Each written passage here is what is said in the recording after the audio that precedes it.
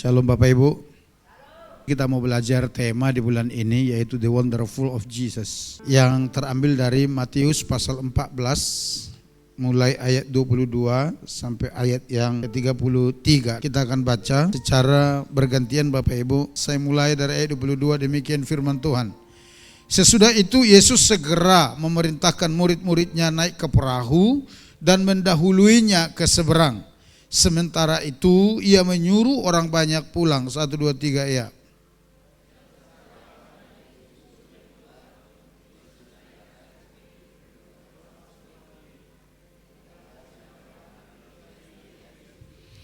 Perahu murid-muridnya sudah beberapa mil jauhnya dari pantai dan diombang-ambingkan gelombang karena angin sakal. 1, 2, 3 ya.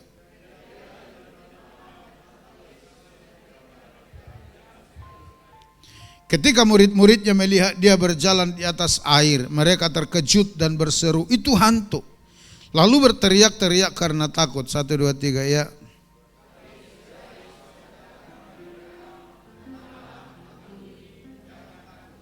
Lalu Petrus berseru dan menjawab dia, "Tuhan, apabila engkau itu, suruhlah aku datang kepadamu berjalan di atas air." 1, 2, 3 ya.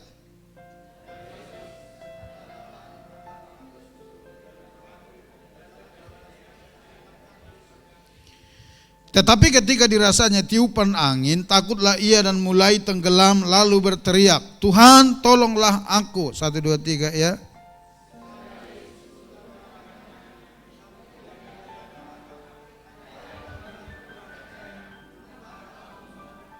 Lalu mereka naik ke perahu dan angin pun redalah bersama-sama. 1, 2, 3 ya.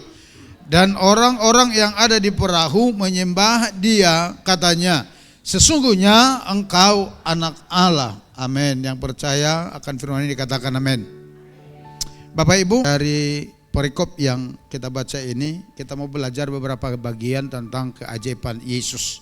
Tetapi di bagian pertama ini kita lihat dulu mengenai latar belakang dari apa yang ditulis di dalam Matius pasal 14 ini. Yang pertama Bapak Ibu, kalau kita baca tadi di sana dikatakan bahwa nama Yesus sudah terkenal bahkan sampai ke istana Herodes. Karena apa? Karena pelayanan-pelayanan yang dilakukan Yesus pada saat itu membuat dia sangat terkenal, sampai ke istana kerajaan juga terkenal. Yang kedua, Yesus ingin pergi ke tempat sunyi untuk menyendiri setelah mendengar berita Yohanes Pembaptis dibunuh oleh Herodes. Ada di sini di Matius 14 ayat 13 kalau kita baca di atas. Yohanes Pembaptis itu sepupu Yesus. Yohanes Pembaptis itu hanya tua 6 bulan dari Yesus, saudara. Nah, dan ketika dia mendengar bahwa kepala Yohanes Pembaptis yang adalah sepupunya telah dipenggal oleh ajudannya Herodes, dia mengambil waktu untuk mengasingkan diri, mungkin untuk merenung, saudara ya. Ya maklum, mereka masih sepupuan. Yang kedua, sama-sama hamba Allah yang dipakai Tuhan, saudara. Jadi mungkin ada perenungan-perenungan di dalamnya. Yang ketiga, Yesus tidak bisa menyendiri, sekalipun dia ingin menyendiri. Tapi sebenarnya dia tidak bisa menyendiri. Kenapa? Karena orang banyak sudah menantinya berbondong-bondong.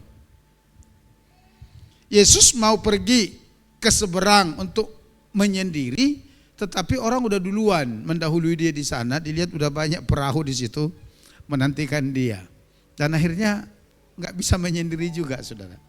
Yang keempat, Yesus menyembuhkan mereka dan melakukan mujizat dari 5 roti dan 2 ekor ikan untuk memberi makan 5.000 laki-laki, belum termasuk wanita dan anak-anak.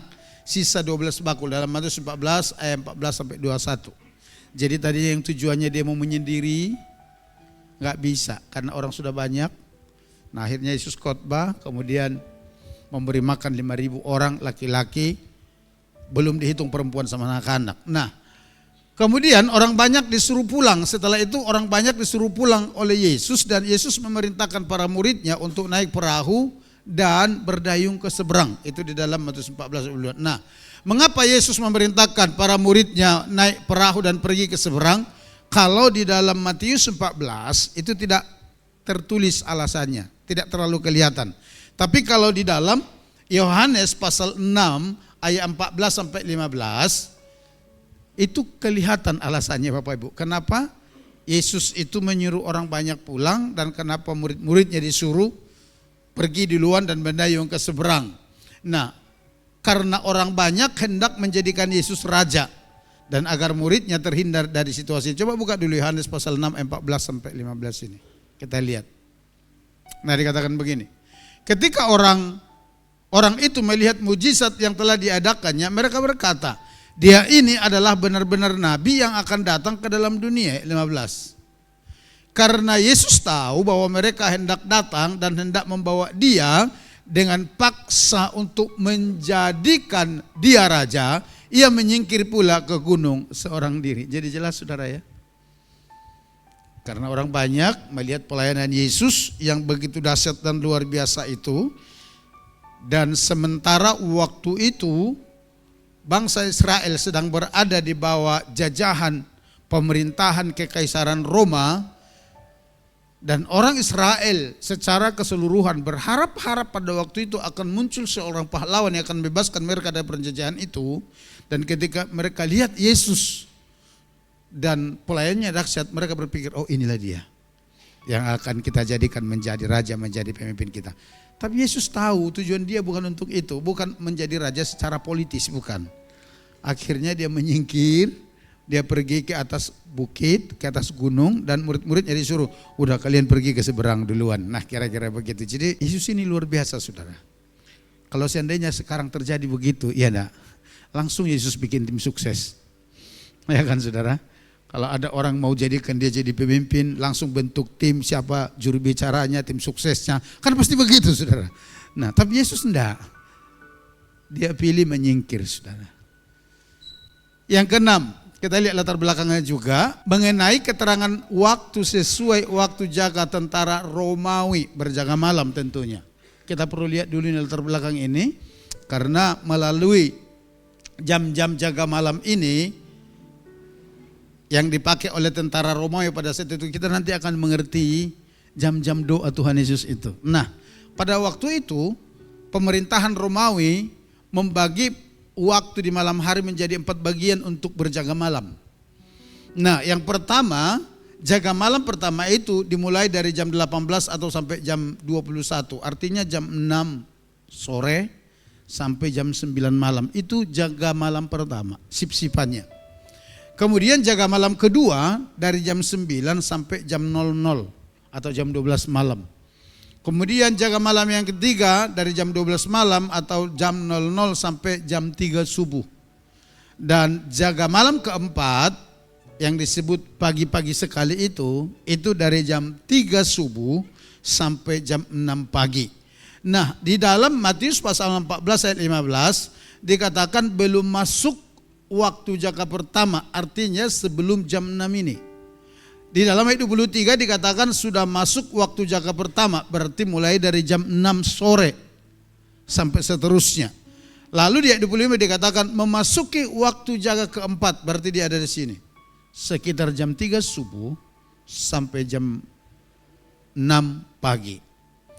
Nah, ini latar belakangnya saudaraku. Sekarang kita lihat yang kedua, mengenai Yesus berdoa saudara. Di dalam Matius 14 ayat 23 dikatakan, dan setelah orang banyak itu disuruhnya pulang, Yesus naik ke atas bukit untuk berdoa seorang diri. Ketika hari sudah malam, ia sendirian di situ. Jadi dikatakan ketika hari sudah malam, berarti ada sekitaran di sini.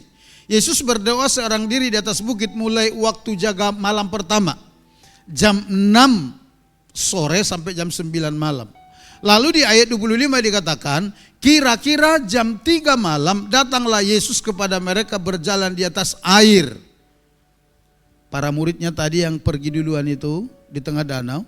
Kira-kira jam 3 malam dikatakan Yesus datang menemui mereka, saudara. Nah, Yesus mendatangi perahu muridnya di tengah danau itu pada waktu jaga malam keempat. Sekitar jam 3 sampai jam 6. Nah itu tadi dikatakan ya di sini di ayat 25. Artinya Bapak Ibu, Yesus berdoa di atas bukit itu dari waktu jaga malam pertama sampai waktu jaga malam ketiga. Berapa jam itu? Dari jam 6 sampai jaga malam ketiga. Berapa jam, saudara? Jam 6 sampai jam 9 itu berapa jam? 3. Dari jam 3 sampai dari jam 9 sampai jam 12 6 jam. Dari jam 12 sampai jam 3 jam. Berarti Bapak Ibu, Yesus berdoa di atas gunung itu kurang lebih berapa jam? Kurang lebih 9 jam. Luar biasa, saudara. Yesus yang adalah Tuhan berdoa seorang diri di atas gunung itu kurang lebih 9 jam. Dahsyat enggak, saudara? Nah, ini perlu kita ketahui, makanya kita tadi belajar latar belakangnya itu. Saya mau katakan kepada saudara, salah satu yang membuat Yesus itu memiliki kekuatan ilahi itu karena doanya kepada Tuhan. Karena doanya, bukan karena semata-mata dia Tuhan, bukan. Selain daripada dia memberikan teladan bagi setiap muridnya dan orang percaya saat ini, bahwa kita harus tekun berdoa, tapi itu menjadi salah satu sumber kekuatan Yesus menghadapi kehidupan. Karena waktu dia datang ke dunia ini, Filipi pasal 2 ayat 5 berkata, dia itu mengosongkan dirinya. Tidak membawa status kealahannya, sekalipun dia Allah. Tapi dikatakan dia mengosongkan diri. Kalau di dalam teks Yunani dikatakan kenosis, mengosongkan diri artinya membatasi keilahiannya. Dia Tuhan, iya. Tapi selama dia di dunia dibatasi itu semuanya. Tapi yang membuat Yesus itu tetap kuat dan tetap pribadi yang ilahi, salah satunya adalah doanya itu. Next kita lihat. Alkitab memberikan catatan tentang Yesus mengenai berdoa. Dikatakan begini, Yesus berdoa pagi-pagi benar. Kalau dikatakan Yesus berdoa pagi-pagi benar, berarti itu waktu jaga malam keempat. Jam berapa sampai jam berapa? Tadi jam 3 subuh sampai jam 6. Artinya Yesus sering berdoa pagi-pagi benar, antara jam 3 subuh sampai jam 6. Saudara udah bangun belum jam itu ya? Udah bangun belum? Atau masih ngorok dan ngiler sana sini, saudara? Tapi Yesus sering berdoa pagi-pagi benar. Nah, dikatakan juga Yesus berdoa sepanjang malam di dalam Lukas 6 ayat 12. Artinya mulai waktu jaga malam pertama sampai waktu jaga malam keempat. Semalaman Yesus berdoa seorang diri. Itu dia lakukan, saudara. Lalu berikutnya dikatakan Yesus berdoa pada malam hari di Taman Getsemani. Ada di sini, saudara ya. Pada malam hari bisa berarti dari jam jaga malam pertama, kedua, ketiga. Bisa di situ waktu peristiwa di Getsemani. Lalu Yesus selalu berdoa, dikatakan dalam Lukas 9 ayat 29, 11 ayat 1, 20 ayat 23, Yohanes 17 ayat 2, ayat 9 ayat 20. Dikatakan Yesus selalu berdoa, artinya bahwa Yesus itu adalah pribadi yang tekun berdoa. Bukan karena dia Tuhan lalu semena-mena sesuka-suka dia tanpa menghiraukan doa. Sekalipun dia anak Allah yang hidup, bahkan dia adalah Allah, dia adalah Tuhan, tapi perhatikan. Waktu-waktu doanya itu sangat teratur dan rapi. Kenapa itu penting? Saudaraku, Di dalam Matius pasal 40 sampai 41 itu dikatakan begini. Setelah itu ia kembali kepada murid-muridnya itu dan mendapati mereka sedang tidur. Dan ia berkata kepada Petrus, tidakkah kamu sanggup berjaga-jaga 1 jam dengan aku? 1 jam aja loh Yesus minta. Kalau kita lihat tadi jam-jam doa Yesus itu jarang dia berdoa cuma 1 jam. Paling tidak dia berdoa 1 sip jaga malam itu, saudara.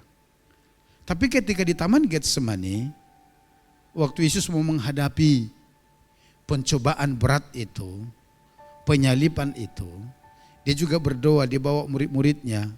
Tapi para murid ini ngantuk melulu kerjanya, saudara.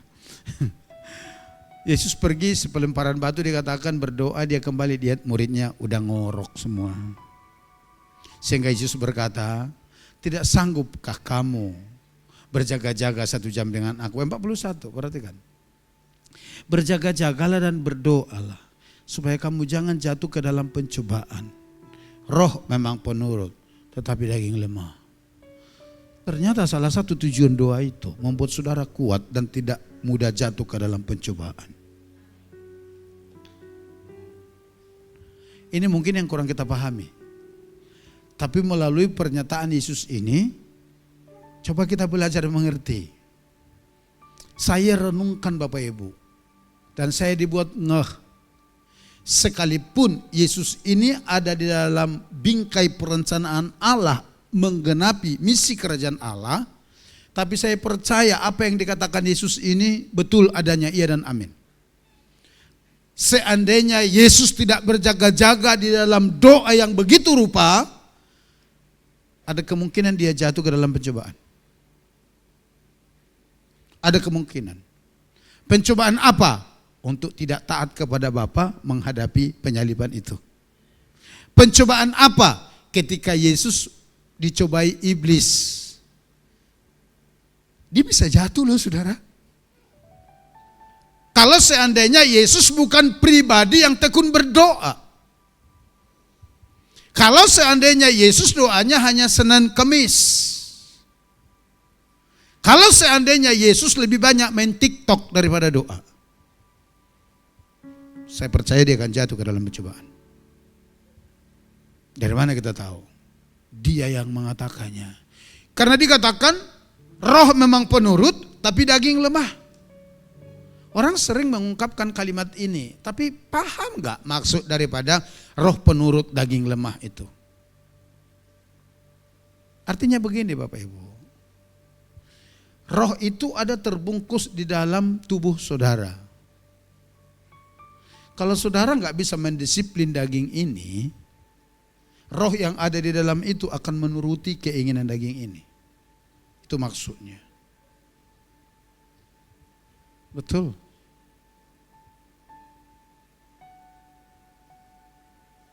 Ketika saudara diajak ikut doa di tempat ini, roh itu mengarahkan saudara untuk ikut berdoa. Tapi daging saudara berkata begini, ini final Piala AFF. Halo rekan-rekan peminat bola, saya juga peminat bola, saudara. Ketika daging saudara berkata, hari Selasa depan kan masih bisa ikut doa. Ini lagi final Piala AFF. Roh saudara itu akan mengikuti keinginan daging itu. Nggak lalu keluar roh saudara, tinggalkan tubuh saudara, lalu roh saudara pergi doa ke gereja gitu loh. Nah, tubuh saudara nongkrong di depan TV atau di kafe nonton Piala AFF. Enggak. Roh saudara ikut juga nongkrong di situ. Itu yang dimaksud daging lemah, roh penurut. Atau roh memang penurut tapi daging lemah. Bagaimana cara mendisiplin daging ini? Masuk di dalam doa, saudara. Masuk dalam doa. Saya berharap saudara menjadi orang yang suka berdoa. Saya berharap saudara tidak anti berdoa dan tidak malas. Karena Yesus berkata, salah satu benteng pertahanan untuk membentengi saudara supaya tidak jatuh ke dalam pencobaan adalah berdoa. Amin.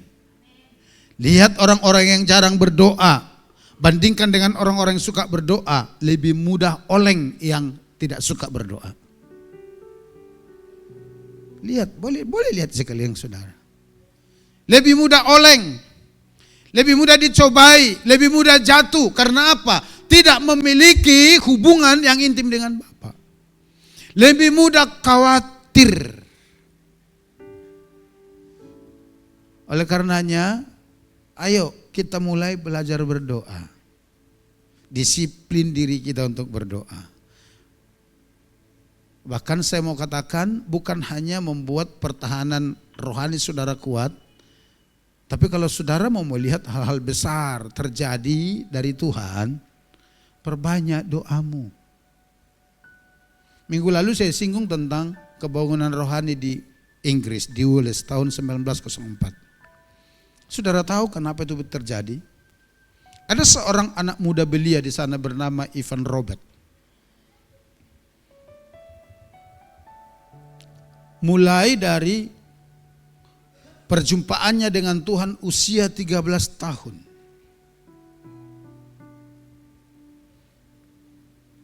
Dia selalu berdoa untuk kebangunan rohani di Wales. Dia bukan orang yang tinggi pendidikannya. Dia sempat bersekolah tapi karena perekonomian keluarga yang kurang baik, akhirnya dia putus sekolah, membantu papanya kerja di tambang batu bara. Dan umur 13 tahun dia mengalami perjumpaan ilahi dengan Tuhan. Dan dikatakan mulai saat itu dia gila-gilaan berdoa untuk hadirat Allah terjadi di Wales. Kadang dia berdoa jam 1 subuh sampai jam 5 subuh. Lalu dia tidur sebentar, bangun pergi kerja di tambang, nanti di jam istirahat siang dia ambil waktu lagi berdoa.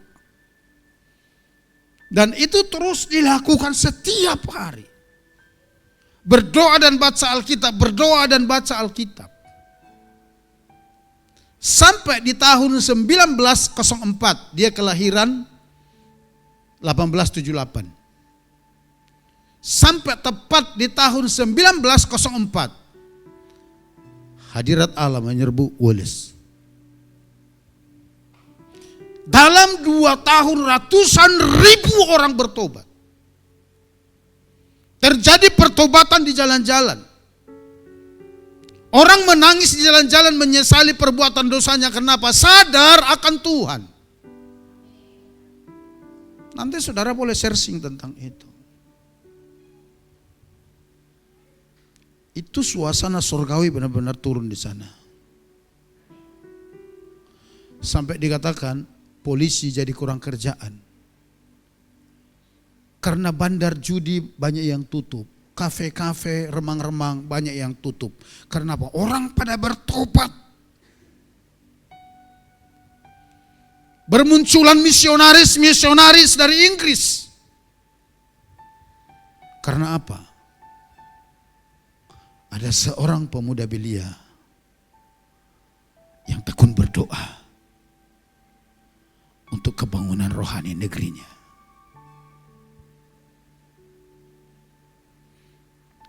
Saudara rindu melihat kebangunan rohani di kota ini? Halo? Saudara rindu melihat kebangunan rohani di Putusi Bakapuasulu ini? Ayo mulai sekarang kita menjadi orang yang suka berdoa untuk kota kita. Amin. Saudara rindu melihat kebangunan rohani terjadi di keluargamu? Ayo kita mulai, kita menjadi orang yang suka berdoa meneladani Yesus. Saudara rindu melihat kebangunan rohani terjadi di sekitar wilayah pekerjaanmu, di sekolahmu, di marketplace. Ayo mari kita teladani Yesus yang suka berdoa ini. Karena doa bisa menghadirkan hadirat Allah. Doa bisa mengubahkan. Saudara rindu melihat terjadi perubahan di segala sektor perekonomian apapun itu? Mari menjadi orang yang berdoa. Amin. Saya mau tanamkan ini di hati dan pikiran Bapak Ibu. Kita banyak didatangi oleh hamba-hamba Tuhan dari luar negeri ke sini. Kita senang. Tapi saya mau tanamkan ini.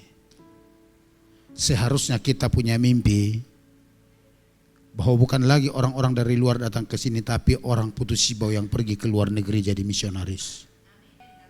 Amin. Seperti yang terjadi di Wales. Apakah itu bisa terjadi? Bisa. Bisa. Orang Sibau yang pergi ke India. Orang mendalam pergi ke Afrika. Tapi saya mau beritahu, itu tidak akan pernah terjadi kalau tidak ada kebangunan rohani di kota kita. Jangankan di kota kita, di keluargamu pun tidak akan terjadi kebangunan rohani kalau saudara orang yang mengabaikan doa. Kita akan digerogoti terus, akan diintimidasi terus seputar pergumulan kebutuhan hidup. Begitu terbit matahari kita berpikir gimana supaya dapat cuan. Bagaimana supaya ada tabungan, bagaimana supaya makan. Dengar baik. Kalau engkau menjadi pribadi yang berdoa, situasi ini bisa Tuhan ubah di kabupaten kita.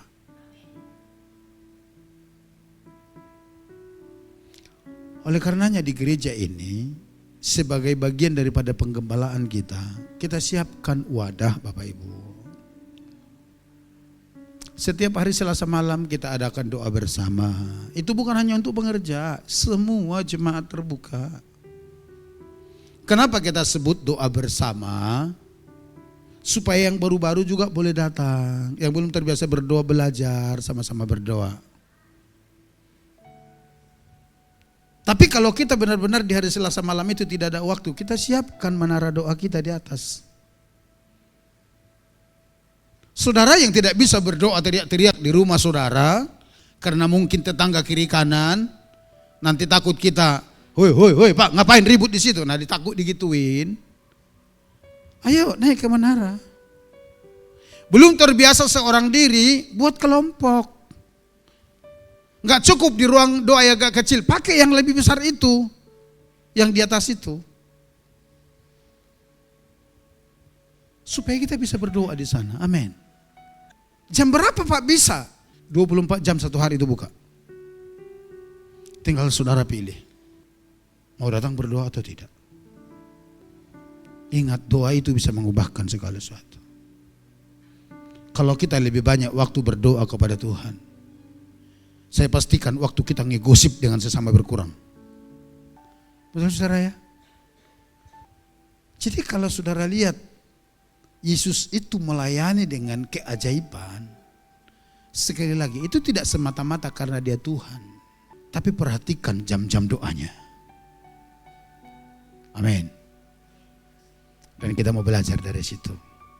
Ingat ya, saya katakan saat ini, saudara mau melihat sebuah terobosan, sebuah perubahan terjadi dalam kehidupan kita, awali dari doa. Mungkin yang muda-muda sudah tidak familiar nama ini bagi kalian. Tapi yang udah agak senior-senior ini, perjalanan rohaninya sudah agak panjang. Mungkin pernah dengar nama pendeta Choyonggi atau David Yongkiso yang di Korea Selatan.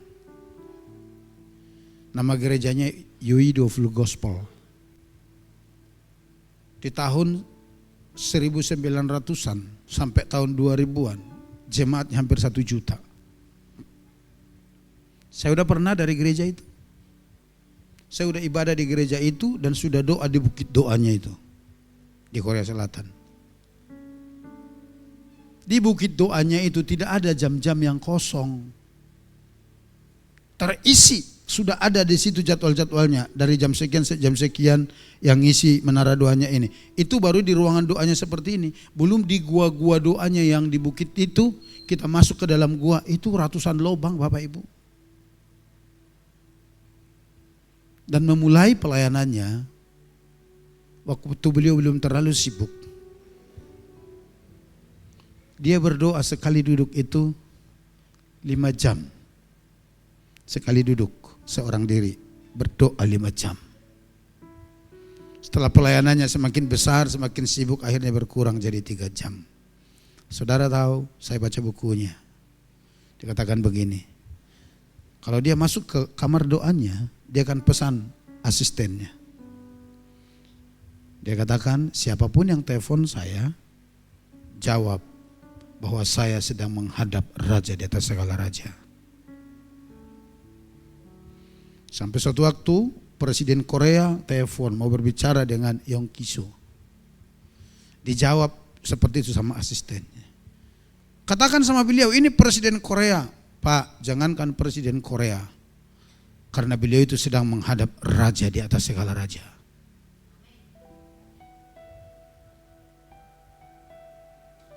Dan beliau mengalami kegerakan rohani yang begitu dahsyat dan luar biasa.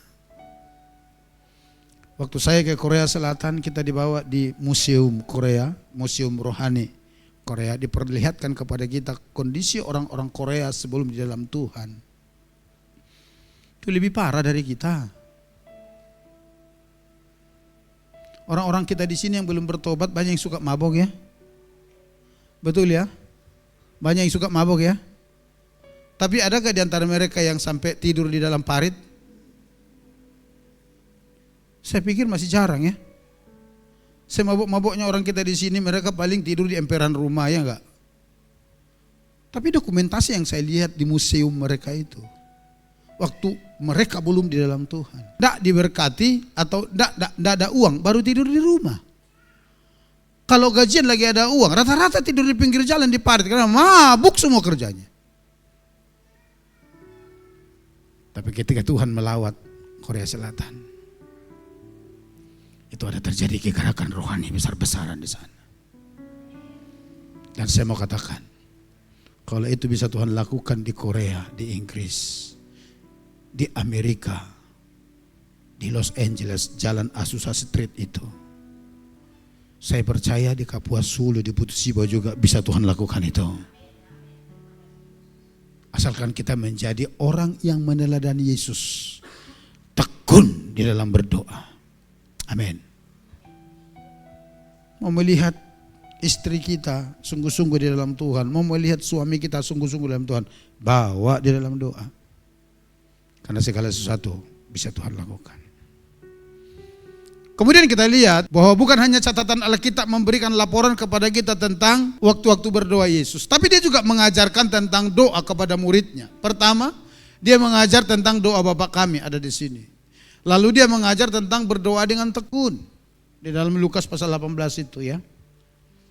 Bagaimana orang itu tekun berdoa sampai diumpamakan di sini. Coba buka dulu ini, kita lihat Lukas 18 ini ayat 1-7. Yesus mengatakan suatu perumpamaan kepada mereka untuk menegaskan bahwa mereka harus selalu berdoa dengan tidak jemu-jemu. 2. Katanya dalam sebuah kota ada seorang hakim yang tidak takut akan Allah dan tidak menghormati seorang pun. 3.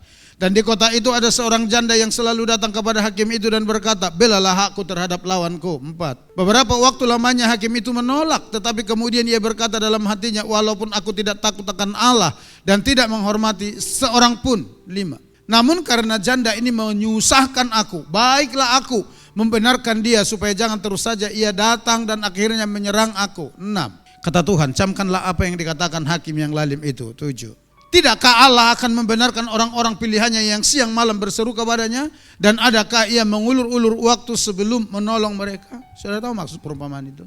Kalau hakim yang lalim aja karena didatangi oleh seorang janda untuk menangani terus persoalannya, hatinya jadi luluh. Yesus berkata demikian, Bapamu di sorga tidak sejahat itu.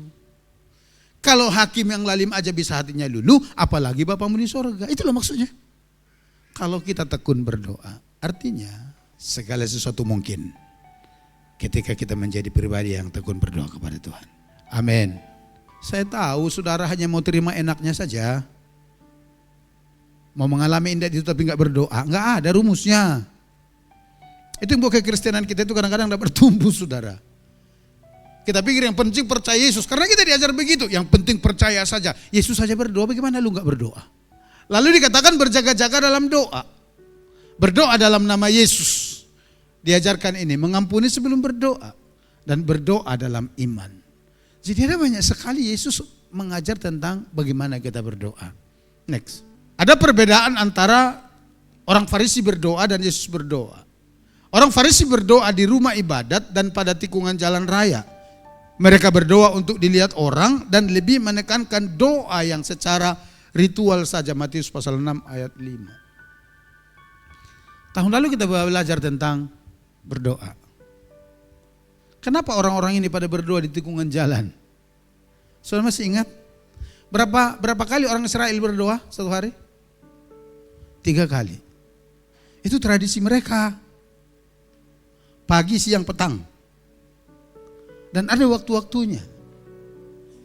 Jadi kalau mereka sedang dalam perjalanan, tiba-tiba petang itu dihitung mulai jam 3. Tiba-tiba jam 3 udah jam doa. Mereka kan berhenti di situ, mereka kan berdoa. Kiblatnya Yerusalem. Apakah salah berdoa di tikungan jalan? Enggak. Yang salah itu motifnya. Makanya dicatat mereka berdoa di tikungan jalan. Sebenarnya mereka bukan karena aku berdoalah di tikungannya. Bukan begitu, tapi memang karena aturan jam doa mereka mengatur seperti itu.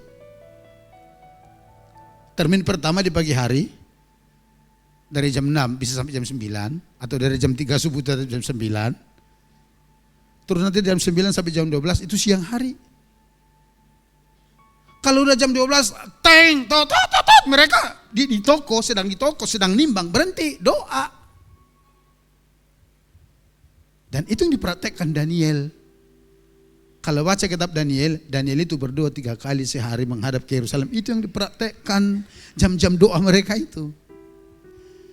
Tapi Yesus mencelanya. Kenapa? Karena orang ini berdoa motifnya lain supaya dilihat orang. Supaya dikatakan hebat, supaya dikatakan rohani, supaya dapat pujian. Itu yang jadi persoalan. Tapi kalau Yesus berdoa lain. Bukan supaya dilihat orang dikatakan. Yesus berdoa sendiri di segala waktu dan segala tempat. Yesus lebih menekankan hubungan atau relasi dengan Bapa di sorga. Tidak fokus kepada ritual doa atau jam-jam doa tertentu. Kalau dalam Matius pasal 6 ini dikatakan, saudara, kalau kamu mau berdoa, masuklah dalam kamar, tutuplah pintu. Bukan berarti setiap kali saudara berdoa harus masuk ke kamar tutup pintu. Bukan, itu kiasan saja. Artinya begini, enggak perlu orang tahu bahwa saudara sedang berdoa. Itu maksudnya. Dimanapun saudara bisa berdoa. Di Langkau Uma, di Pondok Ladang, bisa enggak Pak? Bisa. Berdoalah di sana, tapi dalam rangka membangun hubungan kepada Tuhan. Jam berapa aja Pak? Terserah, karena Yesus tidak mematoknya. Karena doa yang diajarkan Yesus itu adalah doa yang lebih menekankan hubungan dengan Bapa di sorga, bukan ritual. Amin. Nanti dalam perjalanan Yesus bersama dengan muridnya itu kita lihat itu. Bagaimana seruan-seruan doa yang lahir dari hubungan. Next. Teladan dan ajaran Yesus tentang berdoa. Pertama lihat, berdoa adalah hal yang penting bagi para muridnya. Kalau sampai Yesus mengajar para murid-muridnya berdoa, itu berarti berdoa penting. Amin. Dan saya mau katakan pada saat ini, jangan sampai saudara menggampangkan segala sesuatu, mau dapat ini, dapat itu, tapi saudara nggak pernah berdoa. Salah. Ini bukan Yesus yang mengatakan ini, tapi saya mau katakan, bahkan Rasul Paulus sekian puluh tahun setelah kematian Yesus menuliskan oleh ilham Roh Kudus kepada jemaat di Tesalonika seperti ini. Tetaplah berdoa. Ini ayat paling pendek di Alkitab, cuma 2 kata. Tetaplah berdoa. 1 Tesalonika 5 ayat 17. Artinya Bapak Ibu, apa yang dilakukan Yesus itu benar. Amin.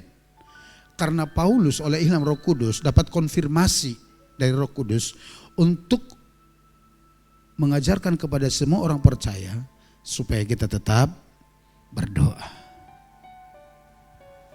Lalu yang kedua, berdoa tidak hanya berisi permohonan akan kebutuhan hidup, namun sebagai persekutuan yang intim dengan Bapa di sorga. Berdoa bukan sekadar menyampaikan permohonan-permohonan kita. Itu masuk di dalam doa, iya. Tapi bukan hanya itu. Tapi berdoa itu membangun hubungan dengan Bapa di sorga. Makanya mungkin kalau saudara dengar saya katakan begini, saya bisa berdoa sekali masuk kamar 3 jam. 4 jam mungkin sudah berpikir, Pak Gembala ini ngomong apa aja ya? Ya kan saudara?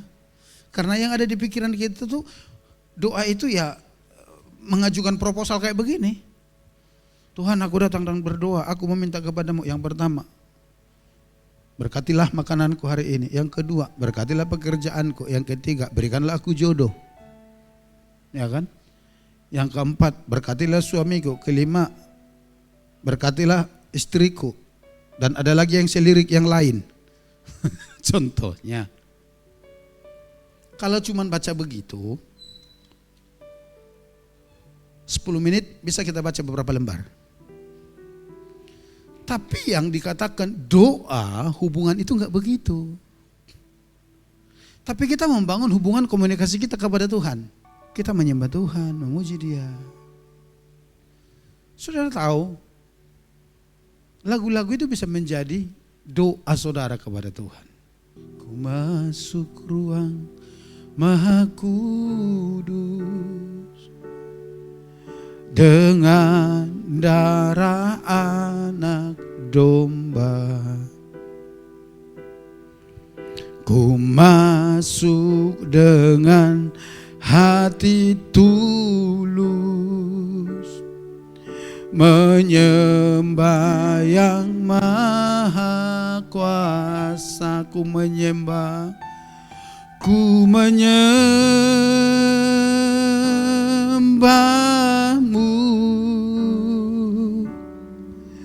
ku sembahmu,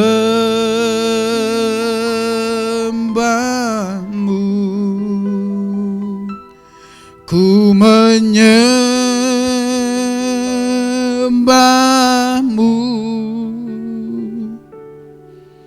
ku sembahmu,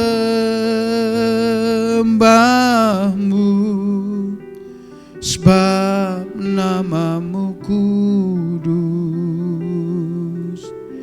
kudus Tuhan.